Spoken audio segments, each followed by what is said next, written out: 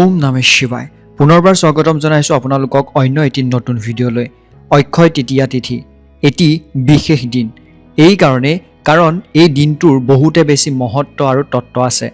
অক্ষয় তৃতীয়া তিথি 19 এপ্ৰিল দেওবাৰে দিনৰ 1:15 পৰা আৰম্ভ হ'ব আৰু 20 এপ্ৰিল সোমবাৰে দিনৰ 10:53 থাকিব। আৰু এই তিথি আমাৰ বাবে বহুতে বেছি গুৰুত্বপূৰ্ণ এক তিথি। যদি আপুনি নাজানে যে অক্ষয় তৃতীয়া তিথি কেনেকৈ পালন কৰে আৰু এই তিথি কিয় পালন কৰিব লাগে, এই তিথিৰ ৰহস্য কি, এই তিথিৰ তত্ত্ব কি আছে, যদি আপুনি নাজানে আপোনাক সবিশেষ এই ভিডিঅ'টোত জনাবলৈ চেষ্টা কৰিম। আপুনি এই ভিডিঅ'টোৰ জৰিয়তে এটা নতুন কথা শিকিব পাৰিব আৰু কেনেকৈ অক্ষয় তৃতীয়া তিথি পালন কৰে আৰু আপোনাৰ ঘৰখনত ইয়াৰ কেনেকৈ ভাল প্ৰভাৱ পেলাব পাৰিব, আপুনি সকলোবোৰৰ বিষয়ে ভালকৈ জানিব পাৰিব।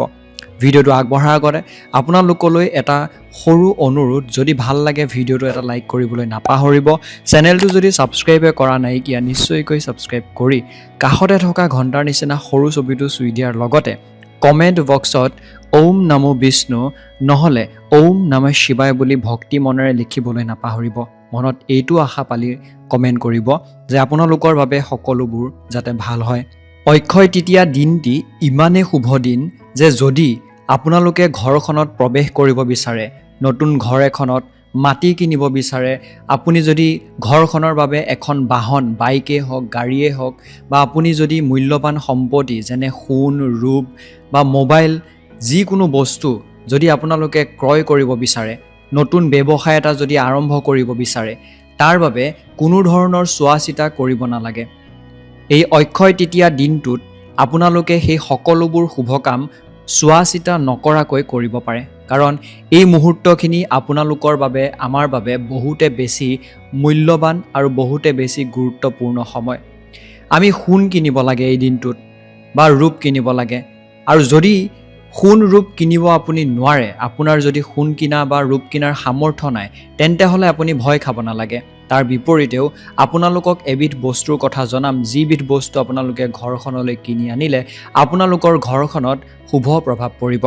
যেনেকৈ আমি বহাগ বিহুৰ দিনাখন অৰ্থাৎ বহাগ বিহুত 100 এবিধ শাক খাওঁ আমাৰ গোটেই বছৰটোত বেমাৰ আজাৰৰ পৰা নিজকে ৰক্ষা কৰিবৰ কাৰণে, ঠিক তেনেদৰে এনেকুৱা কিছুমান বস্তু আছে যিবোৰ আপোনালোকে এই অক্ষয় তৃতীয়া দিনাখন খাব লাগে, আৰু এনেকুৱা কিছুমান বস্তু আছে যিখিনি আপোনালোকে এই অক্ষয় তৃতীয়া দিনাখন খোৱাটো উচিত নহয়, কাৰণ সেয়া আপোনালোকৰ বাবে অমংগলৰহে কাম কৰিব।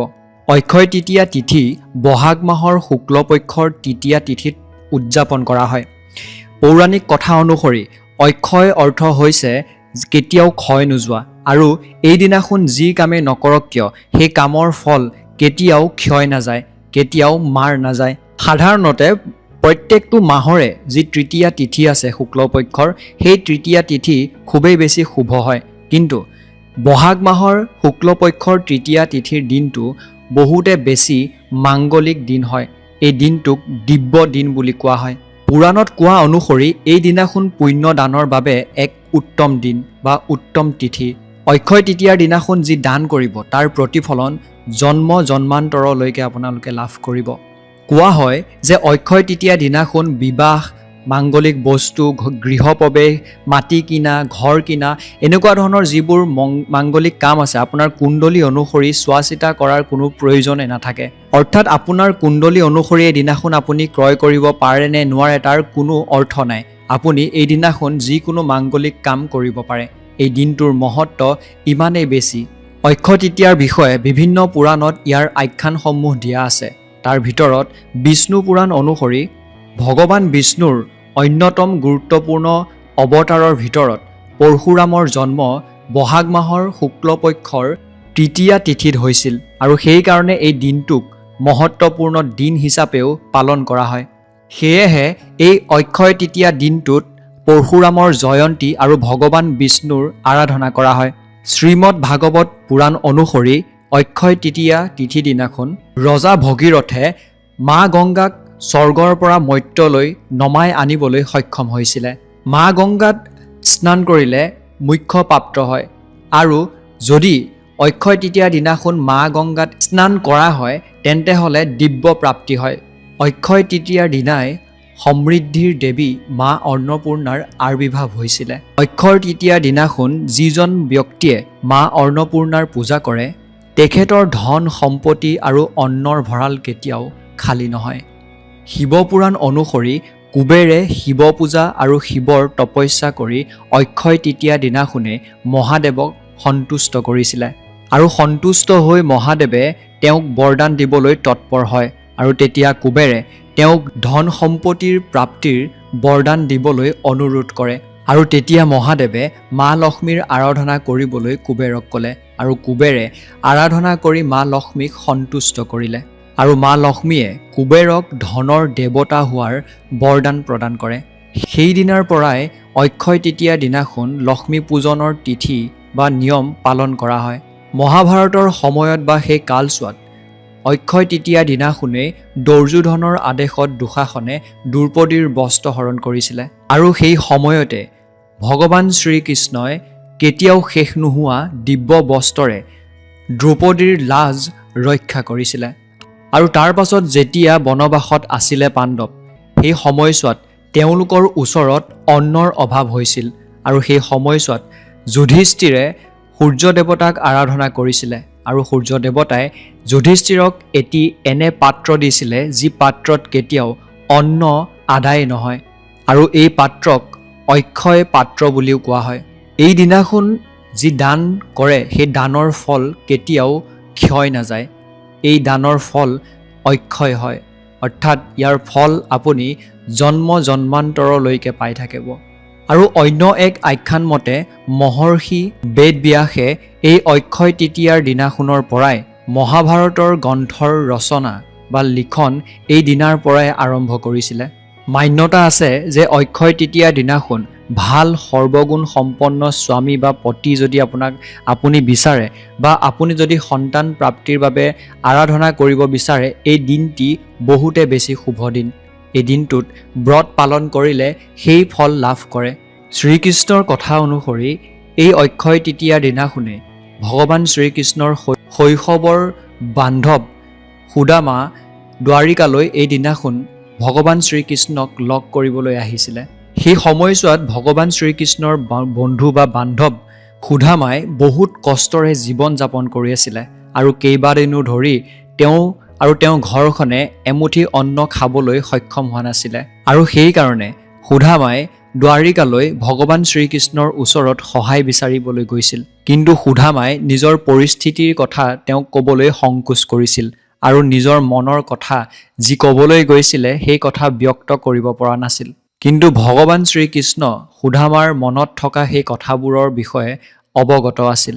যিহেতু ভগৱান শ্ৰীকৃষ্ণৰ অতিথি আছিলে সেইকাৰণে সুদামাক তেওঁ সম্পূৰ্ণ শুশ্ৰূষা কৰিছিল আৰু নিজৰ মিত্ৰৰ পৰা এনে শুশ্ৰূষা পাই সুদামা বহুতে বেছি সুখী হৈছিল। কিন্তু ভগৱান শ্ৰীকৃষ্ণক যাক তেওঁ নিজৰ বন্ধু বুলি মানে তেওঁক দিবলৈ তেওঁৰ হাতত একোৱেই নাছিলে, মাত্ৰ 4টি চাউল আছিলে আৰু সেই 4টা চাউলৰ দানাকে তেওঁ ভগৱান শ্ৰীকৃষ্ণক উপহাৰ হিচাপে দি দিছিলে আৰু ভগৱান শ্ৰীকৃষ্ণইও সুদামাৰ এই উপহাৰ আগ্ৰহেৰে গ্ৰহণ কৰিছিল আৰু সুদামাই তাৰ পাছতে প্ৰসন্নৰে নিজৰ মন সন্তুষ্টি লাভ কৰি সেই দ্বাৰিকাৰ পৰা নিজৰ ঘৰলৈ পুনৰ উভতি যায়। কিন্তু সুদামাই যেতিয়াই নিজৰ ঘৰলৈ যায় আৰু নিজৰ ঘৰটোৰ সেই জুপুৰিটোৰ ঠাইত এক ৰাজকাৰেং দেখা পায় তেতিয়া তেওঁ খুব বেছি আচৰিত হৈছিল। তেওঁৰ সন্তান তেওঁৰ পত্নী সুন্দৰ অলংকাৰ আৰু বস্ত্ৰৰে সজ্জিত হৈ আছিল। সেয়া কেৱল ভগৱান শ্ৰীকৃষ্ণৰ এক লীলা আছিলে আৰু সেইকাৰণে এই দিনটোত দানক বহুতে বেছি মহত্ব দিয়া হয়। অক্ষয় তৃতীয়াৰ মাহাত্ম্য প্ৰকাশৰ কাহিনী এক এনেধৰণৰ। ধৰ্মদাস নামৰ এজন বৈশ্য বণিক আছিল যি ভগৱানৰ পূজা কৰিছিলে, আৰাধনা কৰিছিলে, ব্ৰাহ্মণ দেৱ দেৱীৰ পূজা কৰিছিলে আৰু এদিন তেওঁ অক্ষয় তৃতীয়াৰ বিষয়ে এক বিশেষ জ্ঞান লাভ কৰে বা অৱগত হয়। ফলত তেওঁ অক্ষয় তৃতীয়াৰ দিনাখন গংগাত স্নান কৰি দেৱ দেৱীৰ পূজা কৰিছিল। সেইদিনাখন তেওঁ ব্ৰত পালন কৰি স্বৰ্ণ বস্ত্ৰ লগতে দিব্য সামগ্ৰী দান কৰিছিল। যেতিয়াৰ তেওঁ বৃদ্ধ সময় চলি আছিলে সেই সময়ছোৱাতো বেমাৰ আজাৰৰ মাজতো তেওঁ এইসমূহ নিয়ম পালন কৰি আছিলে। ফলত পৰজনমত তেওঁ এক বৃহৎ ৰাজ্যৰ ৰাজ পৰিয়ালত জন্মগ্ৰহণ কৰিছিল আৰু এজন প্ৰতাপী দানবীৰ ৰজা হ'বলৈ সক্ষম হৈছিল আৰু তেওঁ কেতিয়াও কোনো ধৰণৰ অপমান কৰা নাছিলে কাকো আৰু কেতিয়াও নিজৰ ধৰ্ম এৰি দিয়া নাছিলে জনবিশ্বাস অনুসৰি এইজন ৰজাই ৰজা চন্দ্ৰগুপ্ত জনবিশ্বাস আছে যে অক্ষয় তৃতীয়াৰ দিনাখন মা পাৰ্বতী অথবা মা অন্নপূৰ্ণাৰ পূজা কৰি দুখীয়াক ধাতুৰ পাত্ৰ বা মাটিৰ পাত্ৰত জল ফল তিল অন্ন কোনো দুখীয়া মানুহক দান কৰিলে পুণ্য প্ৰাপ্ত হয় অক্ষয় তৃতীয়াৰ দিনাখন ৰাতিপুৱা ব্ৰহ্ম মুহূৰ্তত শোৱাৰ পৰা উঠি স্নান কৰি বা পৰশুৰাম কুণ্ডত স্নান কৰি ভগৱান বিষ্ণুৰ আৰাধনা বা স্মৰণ কৰিব লাগে এই দিনাখন ফল ফুলৰ উপৰিও ব্ৰাহ্মণক ফল ফুল দান কৰাৰ উপৰিও ব্ৰাহ্মণক ভোজন কৰাব লাগে গৌদান ভূমিদান স্বৰ্ণদান অথবা ধাতুৰ পাত্ৰ দান এই দিনাখন অতি উত্তম বুলি মান্য কৰা হয় অক্ষয় তৃতীয়াৰ দিনাখন যি ব্যক্তিয়ে ফলৰ ৰস বা চৰ্বত দান কৰে সেই ব্যক্তিয়ে সকলো বস্তুৰ দানৰ পুণ্যতা লাভ কৰে বুলি মান্য কৰা হয় যদি আপুনি ধন সোণ বা মাটি যিকোনো আপোনালোকে দান কৰিব নোৱাৰে তাৰ বিপৰীতে যদি আপোনালোকে ফলৰ ৰস দান কৰে সেয়া যথেষ্ট তাৰ বাহিৰে বেলেগ আপোনালোকে কোনো ধৰণৰ দান কৰাৰ প্ৰয়োজন নাই অক্ষয় তৃতীয়াৰ দিনাখন কমল ফুল অৰ্থাৎ পদুম ফুল যদি লক্ষ্মী মন্দিৰত বা লক্ষ্মী বিষ্ণু মন্দিৰত অৰ্পণ কৰে অত্যন্ত শুভ বুলি মান্য কৰা হয় অক্ষয় তৃতীয়াৰ দিনাখন জ্যেষ্ঠজনক সেৱা কৰি আশীৰ্বাদ ল'লে অক্ষয় প্ৰাপ্ত হয় সেই গতিকে এই দিনাখন জ্যেষ্ঠজন বা ঘৰৰ সেই ব্যক্তিজন যোনজন ব্যক্তি গুৰুত্বপূৰ্ণ সেই ব্যক্তিজনক সেৱা কৰি আশীৰ্বাদ ল'বলৈ নাপাহৰিব অক্ষয় তৃতীয়াৰ দিনাখন এজন দুখীয়া ব্যক্তিক ঘৰলৈ মাতি আনি